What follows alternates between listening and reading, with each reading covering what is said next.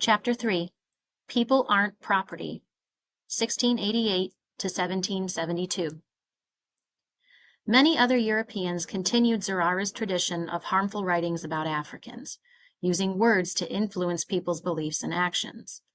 A British minister named Richard Baxter said slavery helped African people, and that there were Africans who wanted to be enslaved so that they could be baptized. An English philosopher named John Locke said only white people had pure and perfect minds. Italian philosopher Lucilio Vanini said Africans were pretty much a different species from white people. Basically, a whole bunch of people were saying a whole bunch of baloney about Africans just to justify slavery. Let's pause. I know we've been going on and on about the people working to justify slavery, but it's important, very important, to note that there were also people all along the way who fought against racist ideas with abolitionist ideas about freedom. Members of one Christian group circulated an anti-slavery petition that compared cruelty due to skin color to cruelty due to religion. Both oppressions were wrong. This petition in 1688 was the first piece of anti-racist writing among European colonizers in America. But racist ideas, like tangled rope, are not easy to unravel. Think about the way rope connects things. Now, think about what racist ideas have been connected to so far. Skin color, money, religion, land. Unpause. In America, rich white landowners worried that poor white people who didn't own land would band together with Native Americans and enslaved Africans to try to make their own lives better. To make sure they'd get more land, more money, more power, the landowners decided they needed poor whites, all whites, in fact, to feel like they were on the same side, that they were special. How'd they do this? By deciding that all white people would have privilege, benefits and protections just for being white, no matter how little or how much money they had. All white people would be thought of and treated as special, better than all non-whites, and would now have absolute power to punish and abuse any African person. But with so many more enslaved people working the fields for free, enslavers feared an uprising, a revolt. So they created a bunch of racist rules, such as laws keeping black people from marrying white people, keeping black people from going where they wanted, when they wanted, and keeping black people from being in positions of power. But the main rule, the one that made slavery stick? Treating enslaved people like property, a thing you purchase and own, like horses and hogs, not as humans, and certainly not humans with intelligence.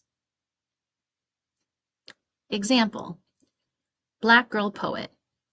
Phyllis Wheatley was #BlackGirlMagic before there was ever such a thing as hashtags. She joined words and lines to create verses that rhymed, a poet at a time when it was made basically impossible for a black girl to be one. She became the first African-American woman to publish a book. As a young girl, Wheatley had been captured and brought to America. She was purchased by the Wheatley family, who homeschooled her. By 11, she'd written her first poem. By 12, she could read Greek and Latin classics, English literature, and the Bible. By 14, she published her first poem. By 19, she'd written so many poems, she began gathering them into a collection, a book. Wheatley disrupted the belief that black people weren't intelligent by turning that racist idea upside down. She had intelligence and creativity that white people just couldn't believe. A lot of white people accepted the ridiculous racist idea that enslaved black people couldn't possibly be smart. Then, a doctor who was against slavery came along and said that Phyllis Wheatley was proof that black people weren't born savages but were made inhuman by slavery. Uh-oh. Do you see the problem here? He's still saying that black people are inhuman, which again is racist. And it's assimilationist to ignore the smarts and arts of enslaved Africans, to say that a black person had to be like Phyllis Wheatley, who was taught by and like white people, in order to be considered smart. Pause here. Assimilationist, reminder, is the vocab word that talks about someone who only accepts and likes someone else as long as they are similar to them. When the doctor said that Phyllis Wheatley was an example that Black people weren't born savages.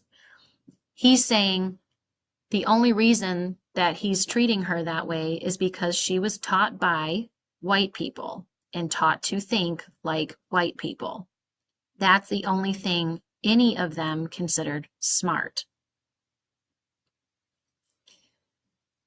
We'll continue. Remember, a racist idea is any idea that suggests something is wrong or right, superior or inferior, better or worse about a racial group. An anti-racist idea is any idea that suggests that racial groups are equal. Which brings us back to Wheatley. Being a Black girl poet during a time when poetry was only for and by rich white people meant no one would publish her book, at least no one in America. The British published Wheatley's work, and they used her work, her intelligence, as a way to look down on American slavery. With slavery done away with in Britain, and with Britain in control of America, it made sense that the British government might soon outlaw slavery in their American colonies. But slavery was the American cash machine. It provided free labor to produce resources that would help America grow, which provided money, money, money for white Americans. And in order for white Americans to feel comfortable with continuing slavery, they had to break free of Britain once and for all.